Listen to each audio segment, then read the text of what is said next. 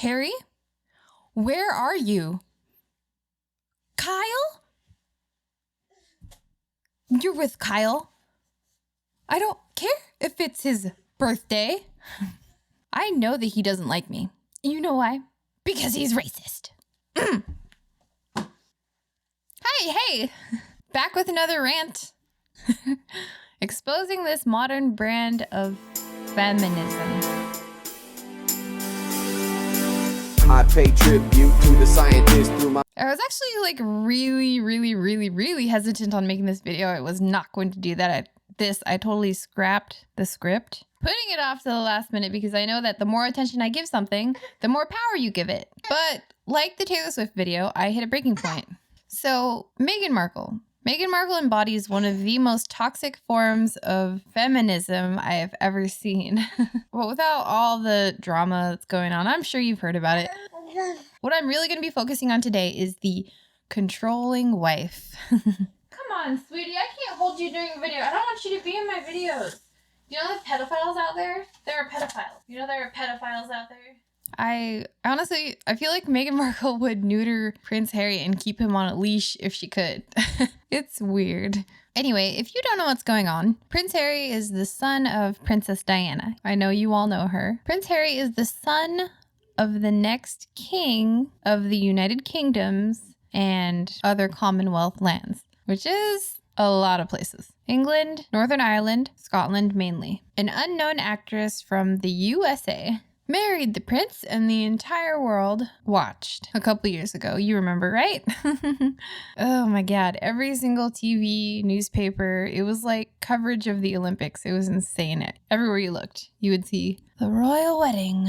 Shortly after the wedding, rumors kept leaking and cameras kept catching strange things about this woman. And the truth came to light, as it always does. She didn't do the best job of representing the USA and even perpetuated the negative stereotypes about us.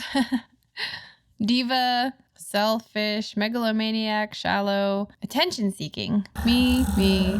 The gold digger poster child. You could say it's our Disney princess programming. Whoa. But with as much frack as the princesses get, one could argue they were actually pretty good role models, treating people with kindness and fighting for justice. Never selfish or diva-like, which are always the traits of the villains. Like I said before, I am uber passionate about this divide that's happening between men and women. Women putting men down in the name of feminism. Division is never the answer.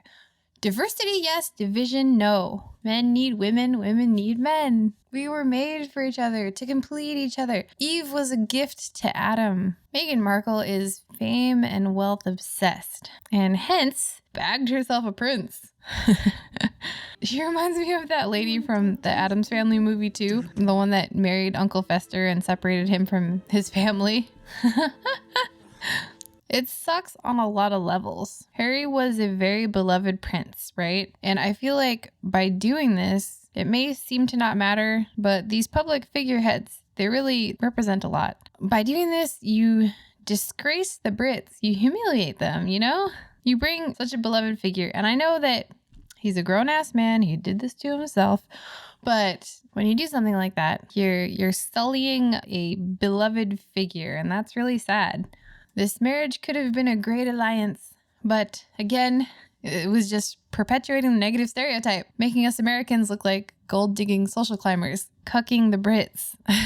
Great Britain, I know that we left you, but America, we've got nothing but love. Great Britain and men, please don't judge us women and Americans on the actions of the few. There are millions of wonderful women and Americans.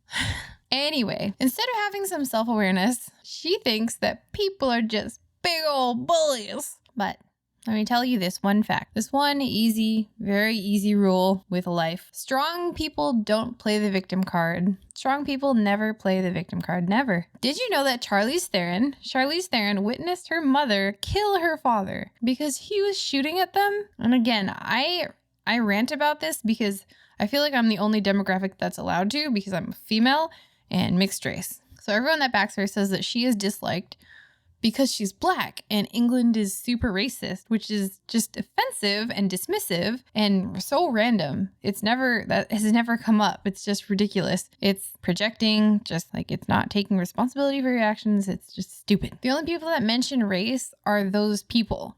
And I know it's all just propaganda or whatever. You know, like how you keep hearing about these big complaints, but don't know a single person in real life that feels this way.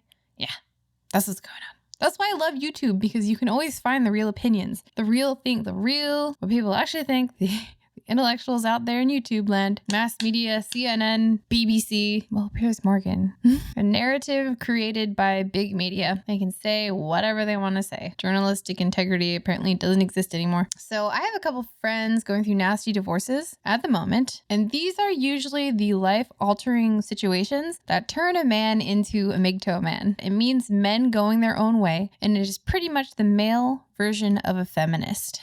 Divorced men, MGTOW men, nice guys. If you focus on your own self-development, you will find a stellar woman. Please don't be disenchanted. There are a lot of good, supportive, nurturing women out there. Women that will make your house smell nice. And this modern brand of feminism that says women are victims and are always right, it's the unthinking majority. It's not IRL, I promise you. If you focus on your own self-development and still you get used or rejected by a woman that you are chasing, then she is not high caliber and she is not for you. Not all women are users. This is how you can tell a woman is not a user. The ultimate goal of a self-realized woman is love. Love for her family, not fame and fortune. A happy, healthy household. Stellar women want to build a family with you, centered around love and respect. They will not break you down. Who wants to be with a broken man? A person with a fragile sense of self. So fragile that she must break those around her to justify her own existence. It's very sad. Very, very sad. I was once in a place with a lot of people thinking about YouTube video topics.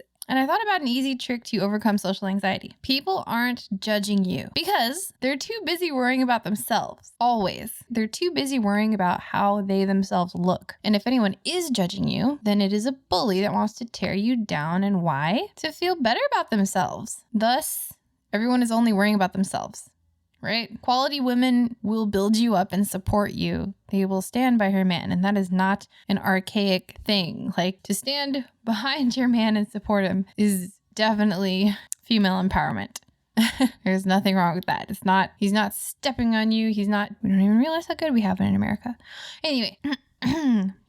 So have you ever had something like this happen to you? A man married the one that no one in his friend group liked for some reason. Said man became essentially neutered and isolated. Sad story, isn't it? There are good women out there. If it was about race, then it would be about being a selfish American. Whoa, what is that symbol? Oh, crazy. There are a lot of similarities between Taylor Swift and Meghan Markle. So one, complaining, even though you are stupidly privileged, it just shows how out of touch you are. Always wanting attention, focused on them, even if it's negative. Attention is attention. They don't care. Just be talking about me. That's all I want. And dropping news that's guaranteed to get attention on days that overshadow an enemy. Modern feminism has turned into an excuse to abuse men. Just like any social justice warrior in our first world country, the race card, white privilege, bring down white people. The feminists, male privilege, bring down males and give us retribution by giving us everything. And then we have the big shebang, the big one, white male privilege. So I would like to give you my label, my new label that I just started. It is called Lovinism. It's not based in hate, not based in sex, religion, belief, age, weight, favorite Super Smash Brothers character, Kirby, of course. And here's the flow chart of Lovinism. Is it based in love? All right. I have to step back all the time and tell myself this in my own relationship. And when you are a marginalized person, you focus on seeking justice, which ultimately translates to, I have been wronged and now I deserve to win. I deserve restitution. I want the people that hurt me to hurt also. That is justice. But in reality, when you take yourself away from people that hurt you, let go of the past and focus on your own self-development. That is when you truly win. Let go, heal, grow. I don't know if you guys have heard this really amazing Will Smith motivational speech. He talks about fault and responsibility, and they're two separate things. Doesn't matter if it's your fault. It's not your fault that you were hurt by somebody, but it is your fault to heal from the trauma and grow. Leaders are never victims. Leaders are never victims. Very easy trick.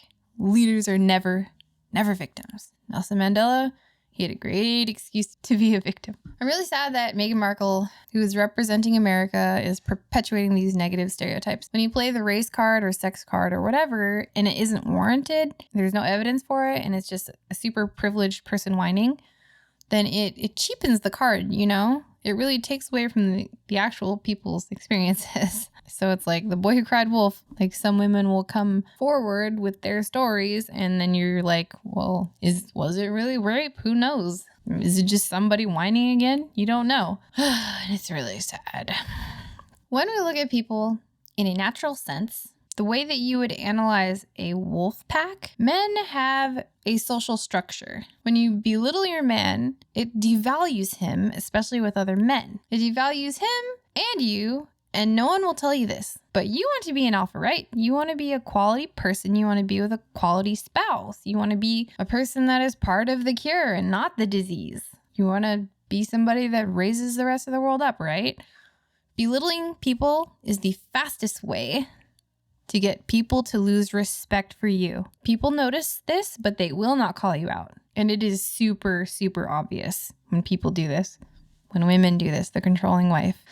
The saddest thing is that when people do this, when people do not have enough self-awareness to know that they're hurting people, it's a defense mechanism. They have some kind of trauma, a scar, that completely rewires the brain, blocking off the needed parts that give them self-awareness to admit that they're in fact the bullies and they need to change. So all you can do is change yourself. That's the only thing you can control. So men, any woman that belittles you will likely never change. Cut her off. Cut her off. Cut her off. Work on yourself and find a quality woman. There is never an excuse for abuse. When we get married, we fail because we hold on to an illusion of possession. We cannot possess people and we cannot control people. The more you control, the more you push people away. Some women want to be a queen bee with all her little drones doing her bidding, but the flaw in that logic is that the drones are her children. So that dynamic just does not work with humans. This modern idea of feminism, putting women at the top, women are so great, women are the best, it doesn't work because we're not bees. We're freaking wolves. And there is an alpha wolf, alpha female wolf, and an alpha male wolf. That's how the wolf structure works. And it works really well. All right. See you next time.